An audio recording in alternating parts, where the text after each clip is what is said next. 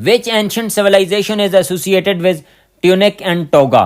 Tunic and toga ये किस पुरानी तहजीब के साथ इसकी एसोसिएशन है?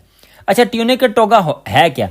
ट्यूनिक एंड टोगा ये जो पुराने ज़माने का जो रोम था उसका एक लिबास था।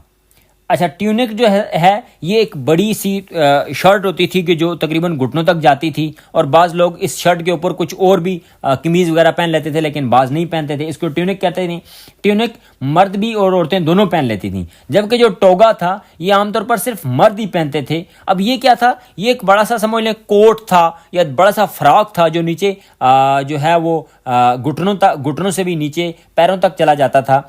और ये जो ट्यूनिक और टोगा है ये जो ख़ास किस्म का लिबास है ये एंशिएंट रोम में पहना जाता था, जो कि निशानी होती थी कि ये बंदा रोम का ही सिटीज़न है। तो ऑप्शन डी दुरुस्त है। What was the title of the pamphlet in which Chaudhary Rahmat Ali propose the name Pakistan?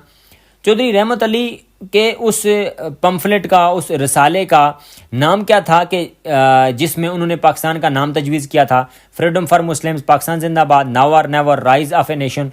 तो चौधरी रहमत अली ने जो 1933 में 1933 में एक पम्फलेट जारी किया था और उसका नाम था नाउ और नेवर, और उसमें उन्होंने सबसे पहले पाकिस्तान का नाम तजवीज़ किया था, नाउ और never. What is the name of the gaseous layer that surrounds the earth? उस गैसियस तह का क्या नाम है कि जो अर्थ के बाहर है या जिसने अर्थ को घेरे हुआ है?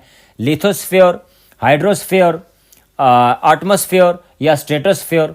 तो अर्थ के साथ जो एक तह है जो आमतौर पर गैसों पर मुश्तमिल है उसको हम कहते हैं एटमॉस्फेयर, जिसमें मुख्तलिफ तरह की गैसें हैं, हवा वगैरह मौजूद है। अब बाकी ऑप्शंस को समझ लेते हैं।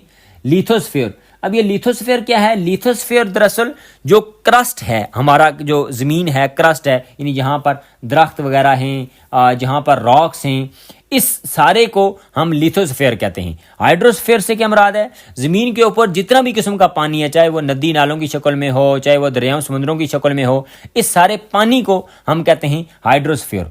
और स्ट्रेटोस्फीयर क्या है? स्ट्रेटोस्फीयर दरअसल एटमॉस्फेयर की एक किस्म है। अब अगर हम एटमॉस्फेयर को मज़ीद डिटेल में देखें तो इसको हम 5 मज़ीद स्फीयर्स में तकसीम कर सकते हैं। सबसे नीचे आता है ट्रोपोस्फीयर, फिर स्ट्रेटोस्फीयर, फिर मेसोस्फीयर, फिर थर्मोस्फीयर और फिर एक्सोस्फीयर। तो स्ट्रेटोस्फीयर भी उसी का एक हिस्सा है। लेकिन हमसे पूछा गया था कि अर्थ के सराउंडिंग में कौन सी गैसियस लेयर होती है, तो वो है option C, atmosphere. What decision did Maharaja Hari Singh make that ignored the will of the people? Hari Singh ने वो कौन सा फैसला किया था कि जो लोगों की मर्जी के खिलाफ था, यानी लोगों की जो मर्जी और मंशा थी उसने उनके खिलाफ जाकर कौन सा फैसला किया था? महाराजा हरी सिंह ये कश्मीर का हुक्मरान था और ये डोगरा डायनेस्टी के साथ तल्लुक़ रखता था। जब 1947 में हिंदुस्तान और पाकिस्तान आज़ाद हुए तो ये एक प्रिंसली रियासत थी जिसको ये इख्तियार दिया गया था कि चाहे ये आज़ाद रहे, चाहे ये हिंदुस्तान के साथ इलाक़ करे, चाहे ये पाकिस्तान के साथ इलाक़ करे। तो पहले तो महाराजा हरी सिंह ने ये ऐलान किया कि हम आज़ाद रहेंगे, लेकिन बाद में जो है वो इसने इंडिया के साथ इलाक़ कर दिया था, जो कि वहाँ कश्मीर के लोगों ने इसको नापसंद किया और बल्कि उसके खिलाफ एहतजाज किया। तो महाराजा हरी सिंह का जो डिसीजन है यानी option D, he decided to accede to India, उसने इंडिया के साथ इलाक़ का जो फैसला किया ये लोगों की विल के खिलाफ था।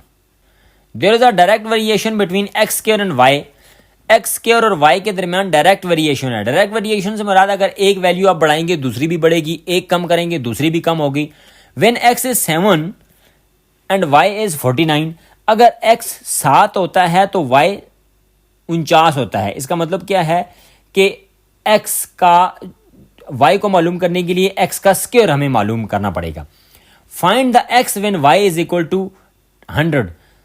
जब हमारे पास वाई मौजूद है 100 तो एक्स कैसे मालूम करेंगे? हम अंडर रूट लेंगे, तो जब हम स्क्वायर रूट लेंगे, अंडर रूट लेंगे 100 का, तो हमारे पास जवाब आएगा 10। तो ऑप्शन बी यानी +10 या -10 ये दुरुस्त जवाब हो सकता है।